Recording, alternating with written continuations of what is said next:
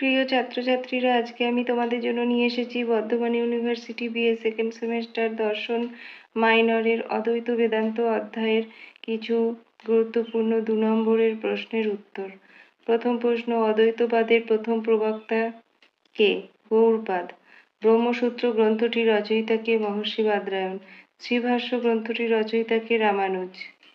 পদ্মপাদাচার্যের গুরু কে ছিলেন? আচার্য শঙ্কর। আচার্য শঙ্করের গুরু কে? গোবিন্দ। আচার্য গোবিন্দের গুরু কে? গৌড়পাদ। অদ্বৈত মতে প্রমাণ কয় প্রকার? 6 প্রকার। ব্রহ্ম সত্য, জগৎ মিথ্যা কে বলেছেন? শঙ্করাচার্য। অদ্বৈত বেদান্ত মতে মায়া কি? অনির্বচনীয়।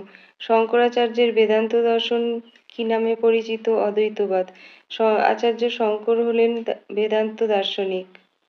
বেদান্ত শব্দের অর্থ কি? বেদান্ত শব্দটির ব্যুৎপত্তিগত অর্থ হলো বেদের অন্তর্ভাগ বা উপনিষদ। বেদান্ত বলতে মূলত উপনিষদকে বোঝালেও তার সহায়ক শারীরিক সূত্র গীতা, ভাগবত প্রভৃতিকেও বেদান্ত শব্দের দ্বারা বোঝানো হয়। শঙ্করাচার্য প্রণীত বেদান্তকে কেন অদ্বৈত বেদান্ত বলা হয়? শঙ্করাচার্যের মতে ব্রহ্মই একমাত্র সৎ এবং ব্রহ্মই হলেন নির্গুণ, নির্বিশেষ ও কাল প্রকারভেদ বর্জিত। ব্রহ্ম অতিরিক্ত কিছু নেই, তার ব্রহ্মে বিজাতীয় ভেদ নেই। ব্রহ্ম এক এবং অসীম হওয়ায় দ্বিতীয় ব্রহ্ম নেই, তাই ব্রহ্মে স্বজাতীয় ভেদ নেই। আর ব্রহ্ম পূর্ণ চেতন হওয়ায় নিরংশ, তাই তার মধ্যে অংশের কোনো ভেদ বা স্বাগত ভেদও নেই। ব্রহ্ম হলেন এক ও অদ্বিতীয়। এই জন্য শঙ্করাচার্য প্রণীত বেদান্তকে অদ্বৈত বেদান্ত বলা হয়।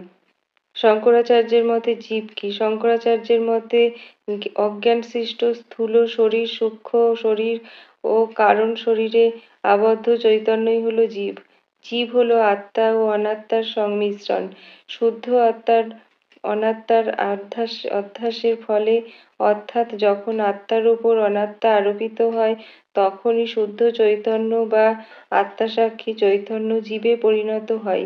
বেদান্ত সূত্রে বলা হয়েছে যে জীব পরমাত্মার একটি আভাস বা প্রতিবিম্ব মাত্র। অদ্বৈত বেদান্ত মতে মিথ্যা কি?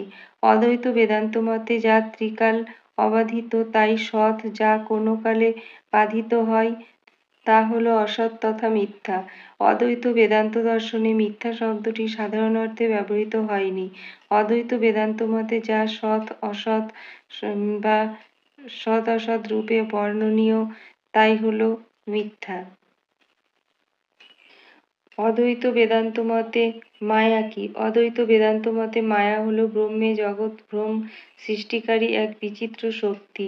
মায়া হলো ত্রিগুণাত্মিকা, ভাবরূপ, আবরণ ও বিক্ষেপ শক্তিযুক্ত, ব্রহ্মজ্ঞান দ্বারা বিনাশী, অনির্বচনীয়া। মায়ার জন্যই সৎ ব্রহ্মে জগৎ ভ্রম, জীব নিজেকে ব্রহ্ম থেকে ভিন্ন মনে করে। মায়ার শক্তিগুলি কি কি? অদ্বৈত মতে মায়ার শক্তি 2টি, যথা আবরণ ও বিক্ষেপ। আবরণ শক্তি ব্রহ্মের প্রকৃত স্বরূপ আবৃত করে ও বিক্ষেপ শক্তি ব্রহ্মের নামরূপাদির জগৎ আরোপ করে বা সৃষ্টি করে। শঙ্করাচার্যের মতে 3টি সত্তা কি কি? শঙ্করাচার্যের মতে সত্তা 3টি হলো পরমার্থিক, ব্যবহারিক ও প্রতিভাসিক। পরমার্থিক সত্তা কি? যে সত্তা ত্রিকাল অবাধিত, যার কখনো নিষেধ হয় না, তা হলো পরমার্থিক সত্তা। ব্রহ্মজ্ঞান হলে যার সত্যতা জানা যায়, সেই পরমার্থিক দৃষ্টিভঙ্গি থেকে সৎ। এই দৃষ্টিতে বিভু, নিত্য ও যাবতীয় বস্তুর স্বরূপ সত্তারূপে ব্রহ্ম পরমার্থিক সৎ। কোন দার্শনিকের মতে জগৎ মায়া? অদ্বৈত বেদান্তী দার্শনিক আচার্য শঙ্করের মতে জগৎ হলো মায়া বা মিথ্যা। ব্যবহারিক সত্তা কি? যে সত্তা ব্যবহার কালে সৎ বলে প্রতীয়মান হলেও পরমার্থিক জ্ঞানে বাধিত হয়, তার সত্তা হলো ব্যবহারিক সত্তা।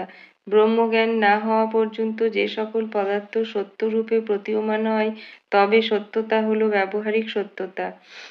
প্রতীয়মান সকল বস্তুই সেই বস্তুরূপে ব্যবহারিক সৎ, যেমন জগৎ রজ্জুরূপে রজ্জু। ব্রহ্ম কি? ব্যুৎপত্তিগত অর্থে ব্রহ্ম হলেন তিনি, যার থেকে অতিশয় ব্যাপক বা বৃহত্তম আর কিছুই নেই। সাধারণভাবে ব্রহ্ম শব্দের অর্থ সর্বাপেক্ষা বৃহৎ। তাই শঙ্করাচার্য বলেছেন বৃহত্তমত্বাৎ ব্রহ্ম। অর্থাৎ যা বৃহত্তম তাই ব্রহ্ম। তাই ব্রহ্ম অনন্ত, অসীম, সর্বব্যাপী, পরিপূর্ণ, এক ও অদ্বয় সত্তা। মায়া কি? অঘটন, ঘটন, পটীয়সী যে শক্তি ব্রহ্মকে আবৃত করে, তার উপর জগৎ প্রপঞ্চকে আরোপ করে। অদ্বৈত বেদান্তে তাকে অজ্ঞান, অবিদ্যা বা মায়া বলা হয়েছে। অদ্বৈত বেদান্তে মায়ার স্বরূপ প্রকাশ করতে গিয়ে সদানন্দ যোগীন্দ্র তার বেদান্তসার গ্রন্থে বলেছেন যে মায়া হল সদাসৎ, অনির্বচনীয়, ত্রিগুণাত্মক, জ্ঞানবিরোধী, ভাবরূপ একটা কিছু। অধ্যাস কি? কোনো কিছুর অন্য কিছু রূপে প্রতীতি হলো অধ্যাস। অধ্যাসের অপর নাম হলো মায়া বা অধ্যাস।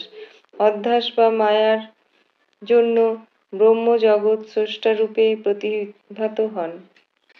ভেদ কয় প্রকার ও কি কি? অদ্বৈত বেদান্তে ভেদ বা পার্থক্য তিন প্রকার, যথা স্বজাতীয়, বিজাতীয় এবং স্বগত ভেদ। স্বজাতীয় ভেদ কি? এক জাতীয় দুটি ব্যক্তি বা বস্তুর মধ্যে যে ভেদ তাকে বলা হয় স্বজাতীয় ভেদ।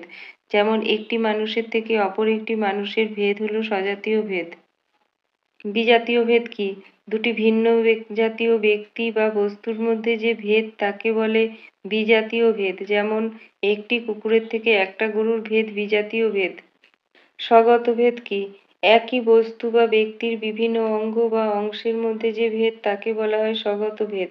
যেমন একজন মানুষের হাত, পা, মুখ প্রভৃতির মধ্যে ভেদ হলো স্বগত ভেদ। মূলাবিদ্যা ও তুলাবিদ্যা কি?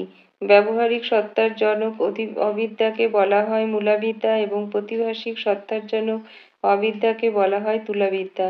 কোন দার্শনিকের মতে জগৎ মায়া? অদ্বৈত বেদান্তি দার্শনিক আচার্য শঙ্করের মতে জগৎ হলো মায়া বা অবিদ্যা। কোন দার্শনিকের মতে জগৎ সৃষ্টি? বিশিষ্ট অদ্বৈত বেদান্তি আচার্য রামানুজের মতে জগৎ হলো সৃষ্টি, ব্রহ্ম জড় বা অচিত অংশের সাহায্যেই জগৎ সৃষ্টি করেছেন।